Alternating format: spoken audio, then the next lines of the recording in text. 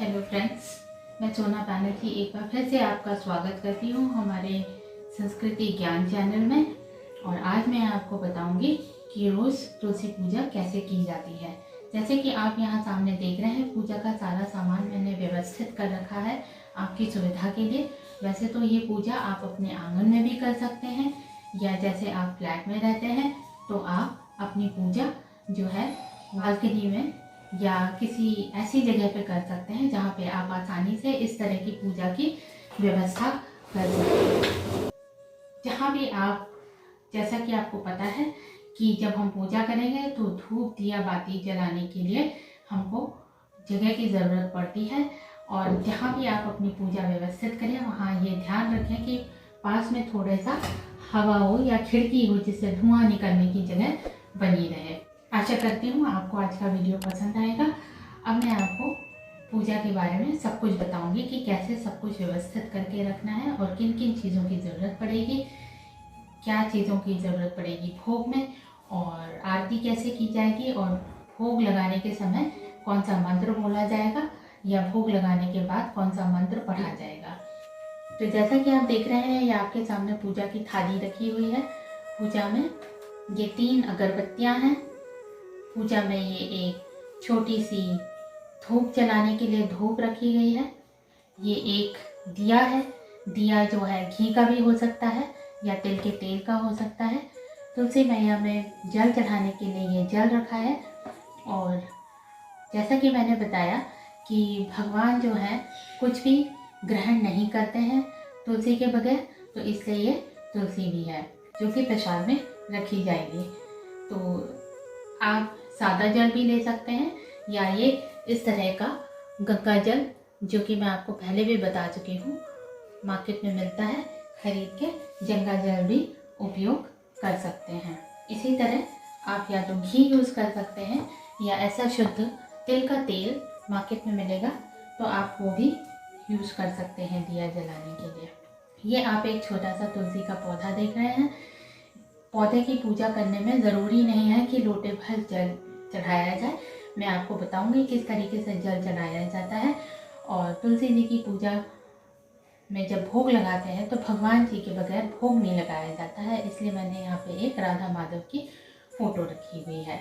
ये देखिए, जैसा कि मैंने कहा, भोग में आपको कुछ मीठे की ज़रूरत पड़ सकती है। ज़रूरी नहीं है कि आप मिठाई रखें, लेकिन मैंने यहाँ पे ये भोग के लिए मिठाई रखी हुई है। और ये हैं गुड़ के और लाई के लड्डू। वैसे भी भगवान जी का एक नाम लड्डू गोपाल है, उन्हें लड्डू बहुत पसंद हैं। फिर ये दूसरी प्लेट आप देख रहे होंगे प्रसाद की, इन्हें बोलते हैं पंचमेवा। तो आप ये जो देख रहे हैं, ये फूल मखाना या मखाना जिसे कहते हैं, 5 मखाने हैं। ये मैंने 5 पिस्ता रखे हैं, और ये मैंने 5 बादाम रखे हैं। ये मैंने थोड़े से काजू रखे हैं, और ये मैंने थोड़ी सी किशमिश रखी है, 5 किशमिश रखी हैं। ज़रूरी नहीं है कि सब कुछ 5 ही 5 हो, लेकिन पूजा में जब भी हम कुछ चढ़ाते हैं तो 5 की संख्या में चढ़ाना शुभ माना जाता है। अब मैं सबसे पहले दिया जलाऊंगी।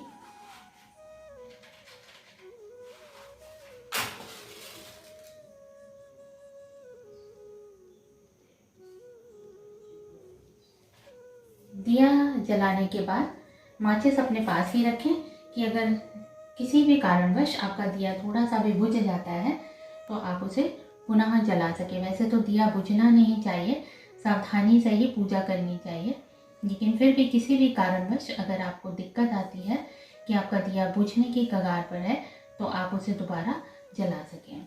अब मैं आपको तुलसी प्रणाम मंत्र बताऊंगी। तुलसी जी को प्रणाम करना होता है, तो सबसे पहले हमें जहाँ भी है इस तरह से तुलसी माता के आगे सिर झुकाकर प्रणाम मंत्र बोलना होता है। लेकिन चूंकि मैं आपके लिए वीडियो बना रही हूँ, इसलिए मैं हाथ जोड़कर खड़े होकर ही प्रणाम मंत्र बोलकर बताऊंगी। वृंद्याय तुलसी देव्याय प्रियाय केशवस्य च कृष्ण भक्ति प्रदे देवी सत्यवत्याय नमो नमः। वृंद्याय तुलसी देव्याय प्रियाय केशवस्य च कृष्ण भक्ति प्रदे देवी सत्यवत्याय नमो नमः। वृंद्याय तुलसी देव्याय प्रियाय केशवस्य च कृष्ण भक्ति प्रदे देवी सत्यवत्याय नमो नमः। इस तरह से प्रणाम मंत्र बोलने के बाद पूजा बहुत ही सरल है। सबसे पहले आप अपने हाथ धो लें। ये देखिए मैंने अपने हाथ धो लिए हैं। तुलसी जी को कभी भी अपवित्र हाथों से जल नहीं चढ़ाते हैं। इसके बाद ये जो जल रखा हुआ है तुलसी जी में चढ़ाने के लिए, वो चढ़ाया जाएगा। जल की मात्रा बहुत अधिक ना हो, क्योंकि आपको पता है कि तुलसी जी को बहुत ज़्यादा जल चढ़ाने से इनकी जड़ें सूख जाती हैं और पौधा मर भी सकता है। तो ये देखिए दोस्तों, मैंने जल चढ़ा दिया है। अब इसके बाद मैं तुलसी जी की आरती करूँगी। तो आरती में सबसे पहले जो है हमें अगरबत्ती जलानी होती है। अगरबत्ती की संख्या यहाँ पे 3 है। तो दोस्तों ध्यान रखिए, कभी भी एक अगरबत्ती नहीं जलाते हैं। तो यहाँ पे 3 अगरबत्तियों को जला के हम तुलसी जी को अगरबत्ती से आरती उतारेंगे। अगरबत्ती जलाते समय ध्यान रखें कि इसे कभी भी फूंक के ना बुझाएं। इसे हमेशा अपने आप हवा से बुझने दें।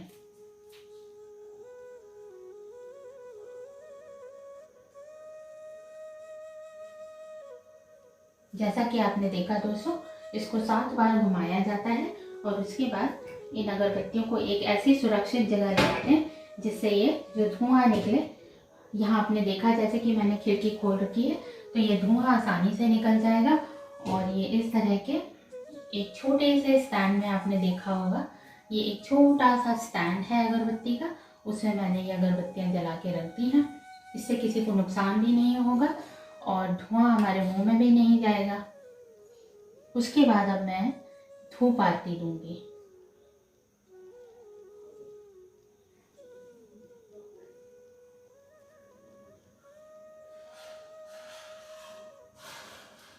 ये भी मैंने 7 बार घुमा दी हैं तुलसी जी पे। और ये देखिए, ये भी इस तरह से एक छोटे से स्टैंड में यहाँ साइड में रख दूंगी, जिससे कि किसी को ये धुआं लगे ना। अब इसके बाद मैं दिए से आरती उतारूंगी।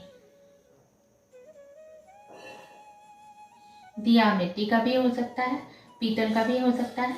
ये मैंने सिरेमिक का दिया लिया हुआ है।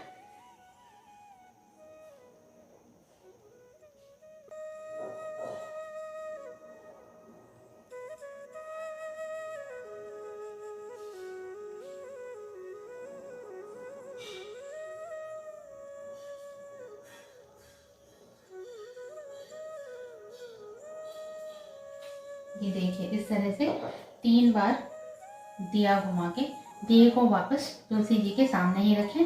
दिए को अलग ना हटाएं, एकदम तुलसी जी के पास भी ना रखें। ये देखिए, इस तरह यहाँ पे जगह बनी हुई है मेरे तुलसी जी पे दिया रखने के लिए, लेकिन मैं यहाँ पे इस तरीके से दिया नहीं रख रही हूँ। जब मैं आंगन में भी तुलसी जी को रखूँगी तो दिया इस तरह से तुलसी जी के पास रख दिया जाएगा, जिससे तुलसी जी को गर्म ना लगे। और ये देखिए, ये तुलसी की पत्तियां हैं, मैं इन्हें धो लूँगी अच्छे से। फिर उसके बाद मैं इन्हें पीने के पानी से भी धो लूँगी। और इस तरह से भोग में, शायद आप लोगों में से बहुत से लोगों को पता ना हो कि भगवान जो है बिना तुलसी पत्ते के भोग नहीं लेते या कोई भी चीज़ ग्रहण नहीं करते, यहाँ तक कि पानी भी ग्रहण नहीं करते। तो अब हम थोड़ा सा भोग में जल भी चढ़ाएंगे। जो भी चीज़ आप पूजा में इस्तेमाल करें उसे पहले अच्छे तरीके से धो लें और सभी चीज़ें एकदम शुद्ध और ताज़ी होनी चाहिए। इस प्रकार जब हम जल चढ़ाएंगे तो हम जल में भी तुलसी का पत्ता डालेंगे। ये हमारी इच्छा के ऊपर है। अगर हम और प्रसाद चढ़ाना चाहते हैं तो जैसा कि मैं पहले दूसरे वीडियोज़ में बता चुकी हूँ, आप और भी चीज़ों का इस्तेमाल कर सकते हैं, जैसे दूध हो गया, दही हो गया, गुड़ हो गया, मिश्री हो गई, मक्खन हो गया। बहुत सारी चीज़ों से प्रसाद चढ़ाया जा सकता है। तो ये तो दोस्तों हो गई पूजा। अब हम भगवान जी को भोग चढ़ाएंगे। तो ये इस तरह से भोग ऑफर कर सकते हैं।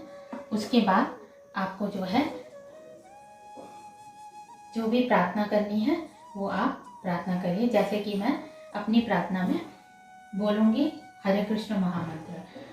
कृष्णा कृष्ण कृष्ण हरे हरे, हरे राम राम राम हरे हरे, हरे कृष्णा कृष्ण कृष्ण हरे हरे, हरे राम राम राम हरे हरे, हरे कृष्णा कृष्ण कृष्ण हरे हरे, हरे राम राम राम हरे हरे।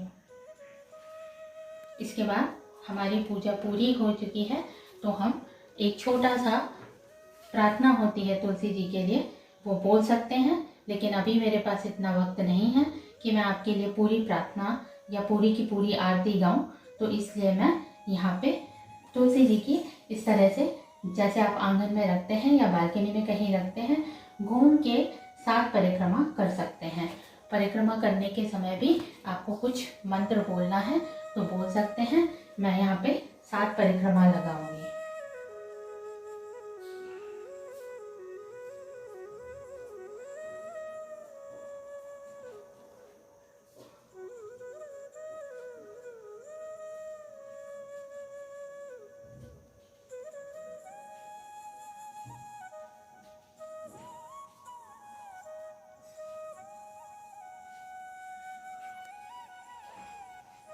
तो ये हमारी तुलसी पूजा पूरी हुई दोस्तों। और आपसे जो भी भूल चूक हो उसकी भगवान से माफ़ी मांगे, और आपका जो भी मन में इच्छा है वो तुलसी जी पूर्ण करें।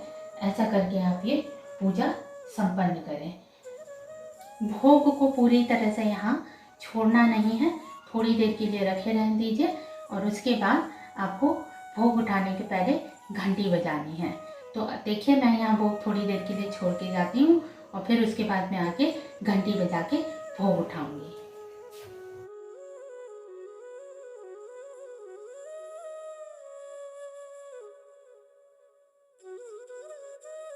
कम से कम थोड़ी देर भोग रखे रहने दें। ये देखिए, एक छोटी सी घंटी है। वैसे तो भोग लगाने के समय भगवान जी के सामने कई लोग ऐसे पर्दा भी लगाते हैं, और उसके बाद भोग की आरती अलग गा के और फिर घंटी बजाते हैं। लेकिन हमारे पास वीडियो में इतना समय नहीं है, तो मैं आपको घंटी बजा के बता देती हूँ। इस तरह से घंटी बजा के ही भगवान जी को भोग के लिए उठाया जाता है। घंटी को यथास्थान पूजा की चौकी पर रख दें और भगवान जी को प्रणाम करें। ये सारी पूजा तो मैंने आपकी सुविधा के लिए खड़े होकर करके बताई, लेकिन इसको आप बैठ के भी कर सकते हैं। इसके बाद आपको बैठ के कम से कम 108 बार, जैसा कि आप इस फोटो में देख रहे हैं, ये एक तुलसी की माला बनी है, और मैं पहले के वीडियोस में भी आपको 108 की माला जपने का बारे में बता चुकी हूँ।